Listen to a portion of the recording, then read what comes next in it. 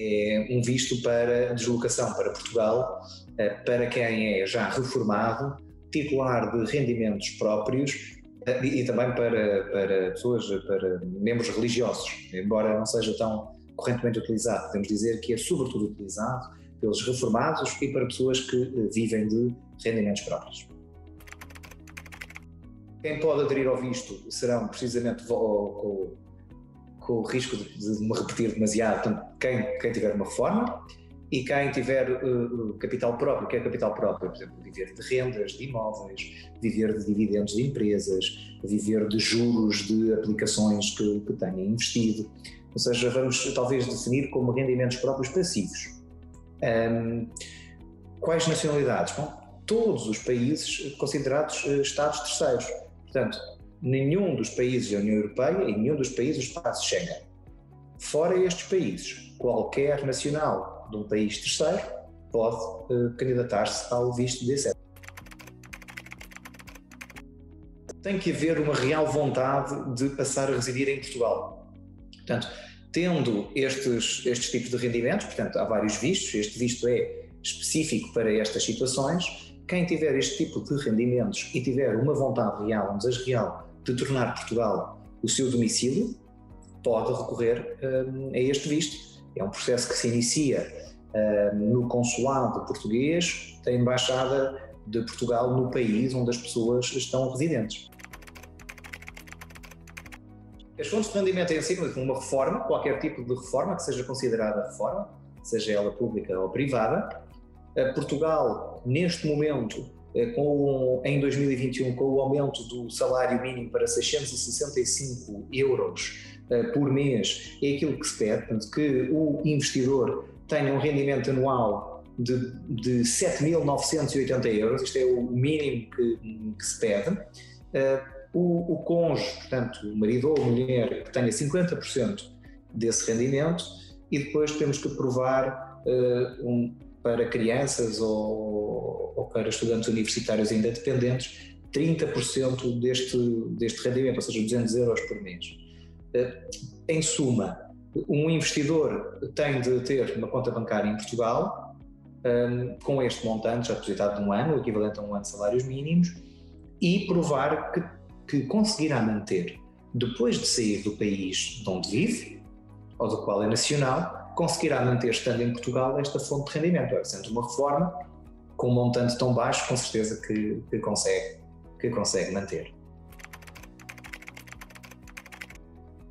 Este visto inicia-se, como eu disse, no consulado de Portugal, no país de origem, no país de residência corrente dos aplicantes, dos requerentes. O processo inicia-se precisamente no consulado, com a entrega de uma série de documentação, que não vale a pena agora estarmos a escalpelizar, mas convém, entre essa documentação, ter já um alojamento em Portugal.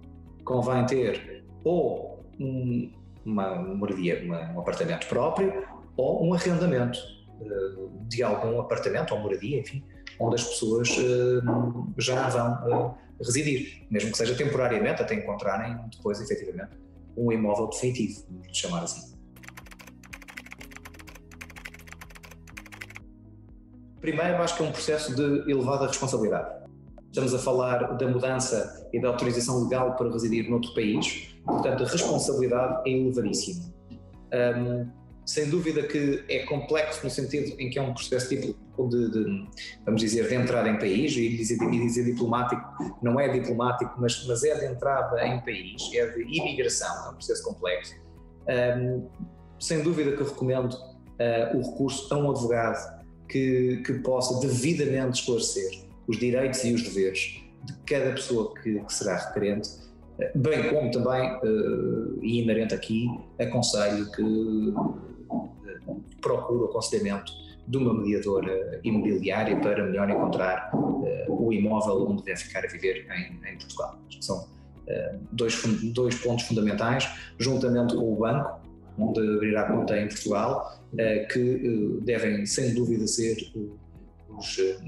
vamos dizer, os primeiros itens a serem riscados da lista. por lei, 60 dias desde a entrega de toda a documentação. O visto, por lei, deve ser emitido em 60 dias depois da entrega da documentação. Normalmente as embaixadas têm cumprido, agora em tempos de Covid é mais incerto, mas a lei diz 60 dias desde a entrega da documentação. Na verdade tem cumprido. O difícil é encontrar a marcação primeira, conseguir que eles respondam aos nossos pedidos iniciais, mas depois sim, eles têm cumprido nos seus 60 dias. 4 a 6 meses antes, para sondar, para ter tempo de encontrar uma casa, para ter tempo de escolher o serviço jurídico que o vai acompanhar, para ter tempo de tomar a decisão ponderada de que será o visto D7 o ideal, para calcular qualquer demora na resposta do consulado ou embaixada portuguesa. Portanto, eu diria que 4 a 6 meses antes da mudança seria o ideal para se julgar, ou para iniciar o processo, perdão. O visto é o primeiro passo, ou seja, o visto em si tem uma validade de 4 meses, desde a data da sua emissão, e permite 2 entradas em Portugal, com este visto. Mas o visto em si é apenas o primeiro passo. O que interessa, ou o objetivo do requerente do visto, é obter uma autorização de residência em Portugal. Portanto, este visto, após a entrada em Portugal, deve ser acompanhado da requisição de reunião presencial no CEF, onde se irá converter o visto numa autorização de residência. A autorização de residência é essa, temporária, que é válida primeiro por 2 anos e depois renovada por mais 3 anos. Portanto, o objetivo do visto é, durante estes 4 meses, advirto desde já que, infelizmente, os serviços de fronteiras não estão muitas vezes a conseguir marcações dentro destes 4 meses. Não há problema, desde que haja a prova da marcação, do agendamento. O requerente titular desse visto é permitido ficar em Portugal validamente, legalmente, e depois, assim que fizer o seu agendamento, é aguardar poucos meses pela emissão do cartão de residência e fica válido por 2 anos. Após estes 2 anos é possível renovar, desde que os mesmos pressupostos existam, ou seja, manter os mesmos rendimentos ou outros de igual importância e cumprir os requisitos mínimos de permanência em Portugal. A lei diz que durante estes 24 meses os titulares do cartão de residência devem permanecer em Portugal 16 meses, não podendo estar ausentes de Portugal mais do que 6 meses consecutivos. Portanto, num período de 24 meses, estar cá 16 meses e não estar fora 6 meses seguidos. Deverá ter, atendendo ao tipo de rendimentos que estão associados ao D7, ou seja, se é reformado, existe o benefício fiscal do residente não habitual, desde que esta pessoa ou estas pessoas não tenham sido residentes fiscais em Portugal nos últimos 5 anos, podem aderir a este benefício, desde que sejam obviamente tributados no Brasil, neste caso, por exemplo, no Brasil, que estamos a falar em português, ou noutro país de língua portuguesa, extracomunitário, e que portanto, desejem ser residentes fiscais em Portugal. Existe apenas uma tributação única de 10% quanto aos rendimentos de pensões. No que respeita, imagine, a pessoas que vivem de lucros, portanto, dos dividendos das empresas ou dos juros de aplicações financeiras que tenham, esses rendimentos poderão estar sujeitos a uma taxa de 0%, ou seja, poderão não ser tributados durante este período de 10 anos que dura o residente não habitual.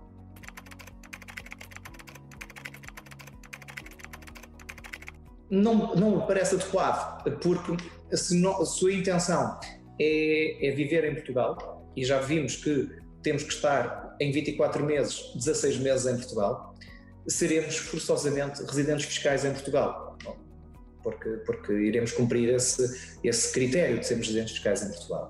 E, portanto, ao ser residente fiscal em Portugal, é tributado sobre os seus rendimentos mundiais.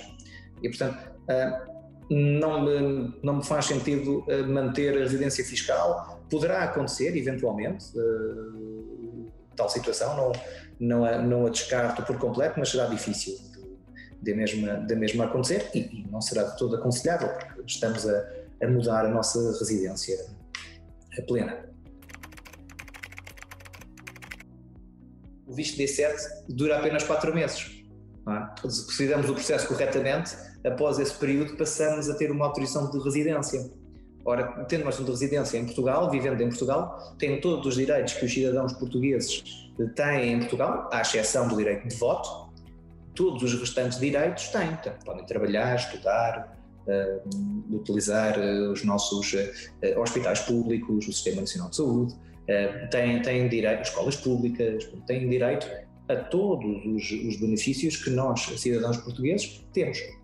Não têm, obviamente, cidadania portuguesa e, portanto, não podem votar, nem podem ir viver livremente para outro país da União Europeia, mas podem visitar, sem necessidade de qualquer outro visto, simplesmente com o cartão de residência, podem visitar qualquer outro país da União Europeia. Todo o agregado familiar terá um cartão. Portanto, desde que sejam dependentes, vou fazer aqui uma família padrão na minha cabeça. Marido, mulher, filho e filha. Menores ou estudantes universitários. Portanto, todos têm um cartão, são todos, obviamente, membros do mesmo agregado familiar e todos têm os direitos e deveres que eu referi ainda agora. Desde que se cumpram os 5 anos de residência temporária. Após esses 5 anos de residência temporária, são elegíveis de requerer a residência permanente. A residência permanente é para a vida, mas o cartão é renovado cada 5 anos. Os requisitos são os mesmos, além de, nessa altura, então, conhecimento da língua portuguesa. Como estamos a falar para o público português, serão dispensados, portanto, ou seja, cidadãos, por exemplo, brasileiros são dispensados de fazer o exame, e ao mesmo tempo que requerem a residência permanente, também com os 5 anos de residência em Portugal e a prova de conhecimento da língua portuguesa, podem requerer a cidadania portuguesa.